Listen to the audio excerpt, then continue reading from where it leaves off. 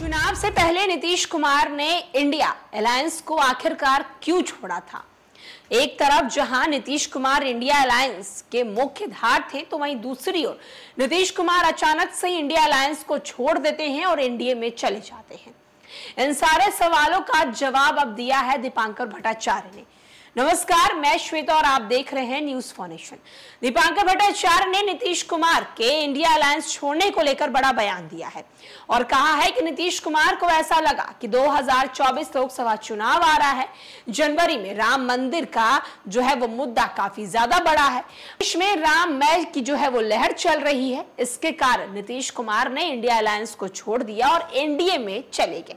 लेकिन नीतीश कुमार को क्या ही ये बात पता थी कि इस बार जो है वो बाजी पलट जाएगी। आपको बता दें कि नीतीश कुमार के इंडिया अलायंस छोड़ने को लेकर अब दीपांकर भट्टाचार्य ने ये सारी बातें कही हैं।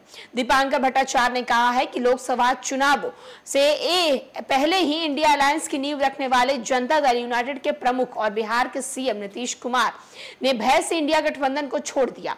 उन्हें लगा राम मंदिर मुद्दे से भाजपा के पक्ष में देश भर में एक लहर है, लेकिन यह गलत साबित हुआ। भट्टाचार्य ने कहा है कि भय व्यर्थ साबित हुआ है, क्योंकि जहां राम मंदिर बना वहां भाजपा का परिणाम जो है वो सबसे खराब रहा है।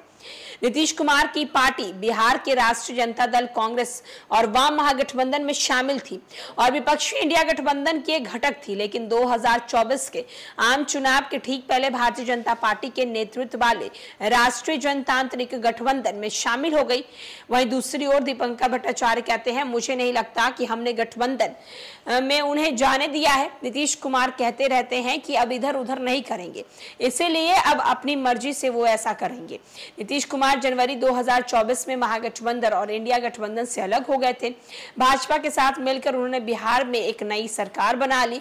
भट्टाचार्य कहते हैं कि ईमानदारी से कहूंगा तो मुझे नहीं पता कि उन्होंने क्यों छोड़ा, क्योंकि वो मुख्यमंत्री थे, वो अभी भी मुख्यमंत्री हैं। मुझे लगता है कि अगर कोई कहता है कि उन्हें संयोजक नहीं बनाया गया इसीलिए छोड़कर चले गए, तो स्पष्ट कर दूं कि इंडिया गठबंधन आज भी वहां पे कोई संयोजक नहीं है। उन्होंने कहा है कि आप जानते हैं कि भय का एक तत्व था, हालांकि उस भय का कोई वास्तविक आधार नहीं था।